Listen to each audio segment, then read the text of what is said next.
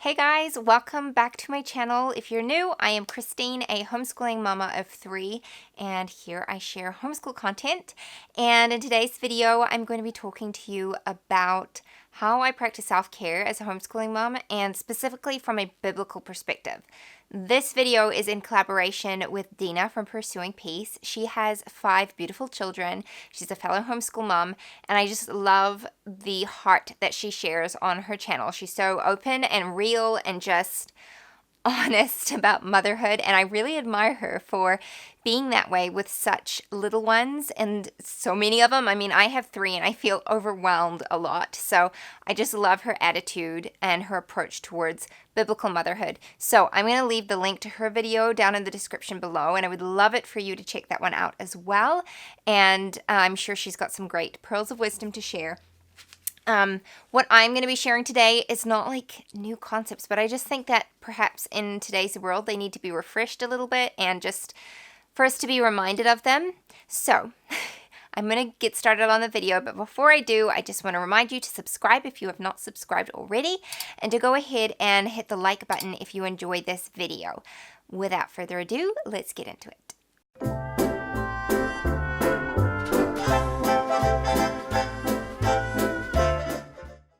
So as I stated before, I have 3 little kids. My eldest is 5.5. My youngest just turned 2.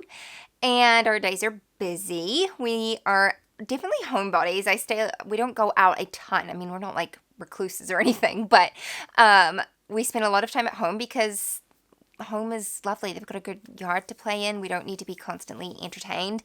But something that can result from that is just overwhelmed with being with my kids 24/7. And so a lot of people like maybe hear that overwhelm from me. Not that I complain about it a lot, but I might voice it and think, well, why don't you just like enroll your kids in school? And for me, that's just not an option. School at this point just indefinitely will not be an option for our family. I want to homeschool. I've always had the desire, and something would have to drastically change for me to ever consider putting my kids in school. And so because of that, I really, really have to focus on self-care. And I feel like this can be a really loaded topic because self-care in a worldly sense is selfish.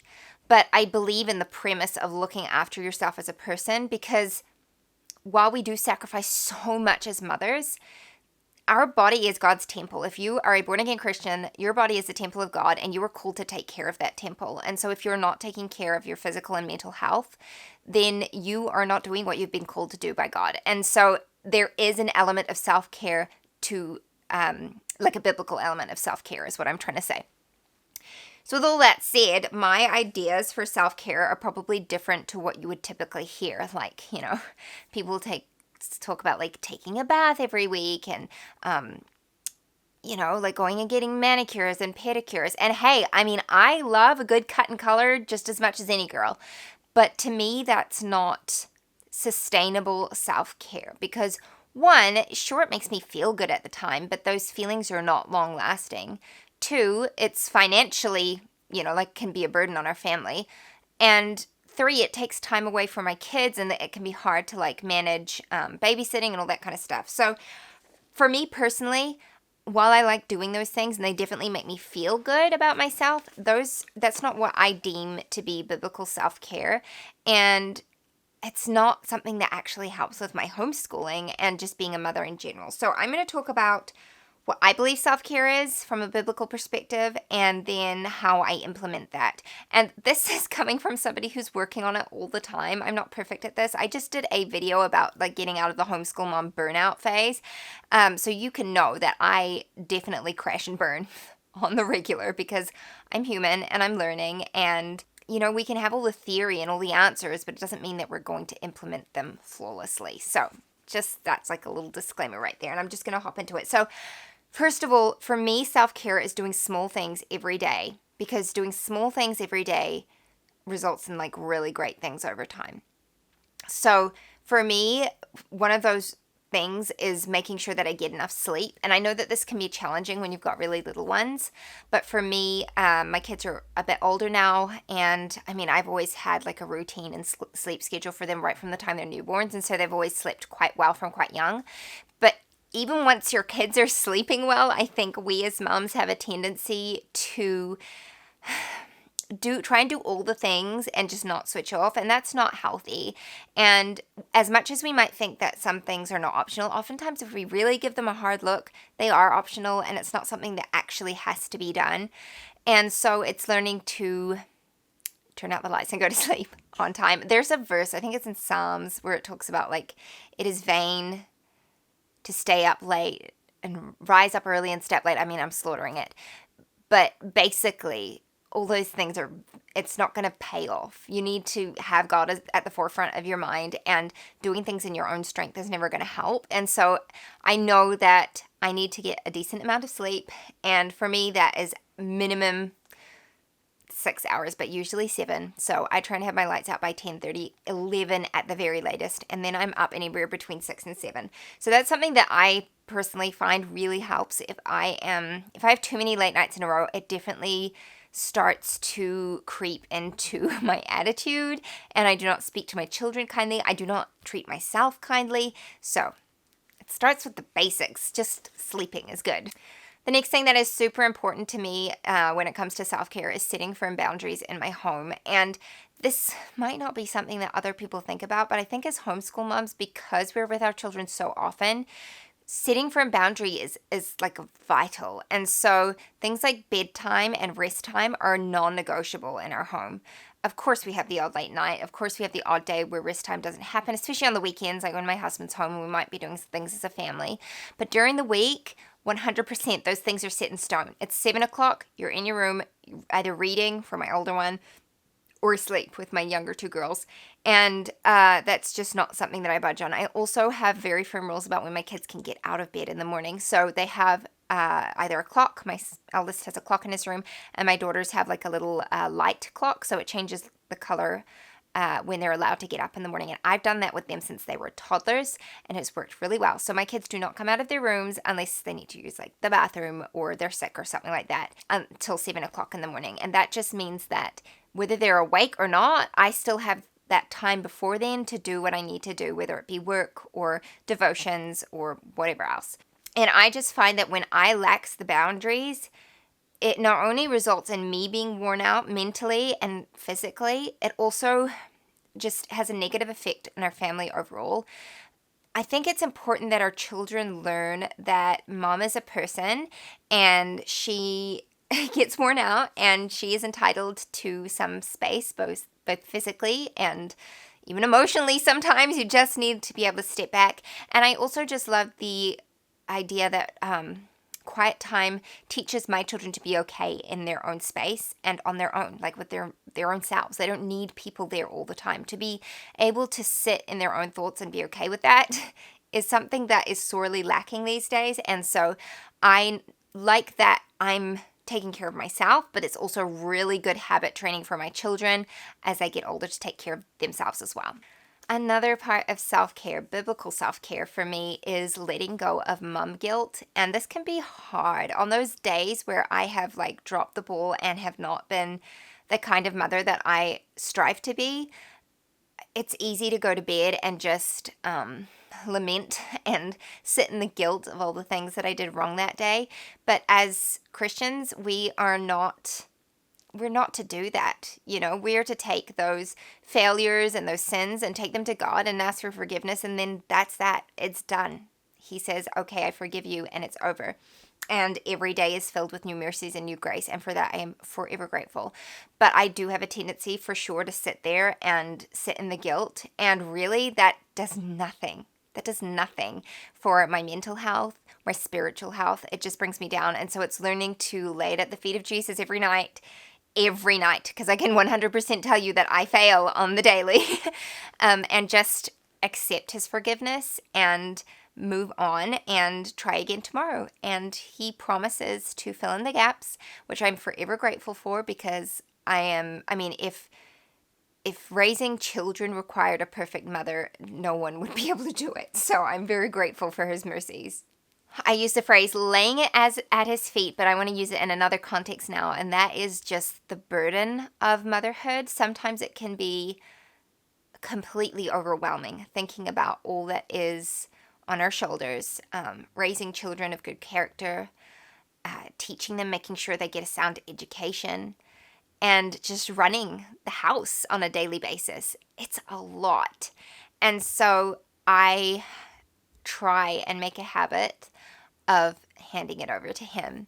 And especially in those moments when I'm feeling entirely overwhelmed, to stop and pray makes a huge difference. And I talked about this in another video, but I'll rehash it now. And that is to pray out loud so your children hear it, so that they understand when mama's overwhelmed, she goes to Jesus and she doesn't like try and soldier on. Even if she's grumpy, she can pray about it and ask God to fill in the gaps and help.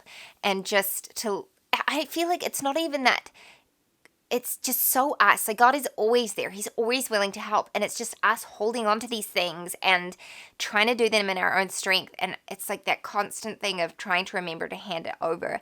And really, once you do, the weight is just lifted off. The overwhelm doesn't go away, but the responsibility of it doesn't solely lie on you anymore, because you can only do your best and you're human. And so you do your best, and then whatever is lacking, God has to fill in. It's on him.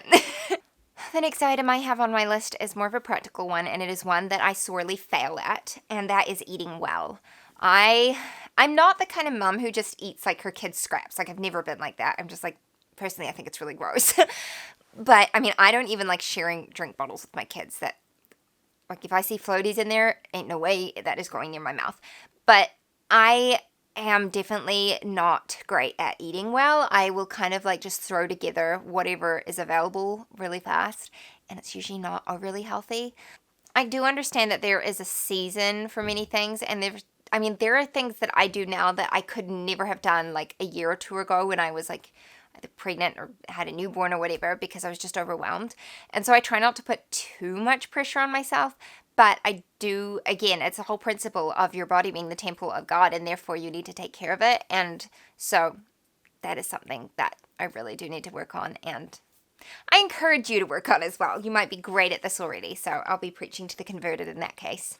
And finally, the last element, and maybe the most important element of self-care that I like have on this list, is seeing my worth through his eyes, and realizing that I am so precious to him, and therefore I need to take care of myself because of that. I mean, it just changes everything when you can see yourself in that way and not get your value and validation from those around you, even your own family, your kids, and your husband, because they will fail you. I mean, kids are amazing, but they can also be really unkind sometimes, And so realizing that you may never get thanks from them for doing all the things that you do, but it doesn't matter because God sees it and he values it. And when I see that and can understand that, it just reflects in how I take care of myself, and reminding myself of that. Because when you see that, you don't speak unkindly to yourself. You know what I mean? You don't have disparaging thoughts, and you just naturally want to take care of yourself better. And so that, for me, is really important. And of course, like I've said, that's the last thing on my list. Of course, there's basic things as a Christian mother, things like doing your devotions, praying, all of those things are important. But I kind of didn't touch on them just because I feel like they're a given. Like they're something that we should all be doing, and it's like the basics of Christianity is having a relationship with God. I will say I do not have like a set time where I pray or a set time where I necessarily read my Bible. I do read my Bible. I don't have a set time because I just found it too overwhelming with like the constant change of schedule with kids, and just I didn't want resentment towards my children if they interrupted that. And so I do it whenever it works. And with prayer, I'm not saying that it's wrong at all to have a dedicated time to pray, but for me, my prayer is so much more heartfelt and real when I'm just doing it throughout the day. Whenever a thought pops into my mind and I think, oh, I need to pray for that person, or I'm struggling and I need to pray for that, or one of my children is having a hard time, I can pray for that. And I just find that that's so much more authentic for me, and that's what a real relationship is like. Like, I've said this before as well, that you don't just like talk to your spouse once a day and call it good. And so that's what I strive to do anyway, and I want that to be the example for my kids, so that they understand that like God isn't an item on a to-do list. It's something that is throughout your whole day. So I don't know if this was helpful to you or not. Of course, there are so many more things that I could add to the list, things that I do that really help, but I've kind of touched on a lot of those things in my videos before, things like taking time out for myself, resting when I need to rest, and being in the moment instead of trying to multitask and do a million different things at once. All of those I've kind of touched on in a lot of my other videos, but I wanted to speak more from a biblical perspective and my interpretation of it and how I try and apply it in my life. So hopefully it was helpful. Let me know in the comments how you take care of yourself as a homeschool mama, and from a biblical perspective, what fills your soul, what helps you to keep going and helps you to stop from burning out. I would love to hear from you. Leave it in the comments, and please go and check out Dina's channel. She has so much valuable content over there. I love watching her videos, and she just has, I don't know, she's just an encourager, and she's always lighthearted, and I never feel like, some people make you feel like me, she's always uplifting, and I really appreciate that about her. So go and check out her channel. Again, it's linked down in the description. Thank you so much for watching, and I will see you next time. What if the world had more of your smile? What if the wind could spread your love? What if your sweetness could reach everyone? There'd be no wars,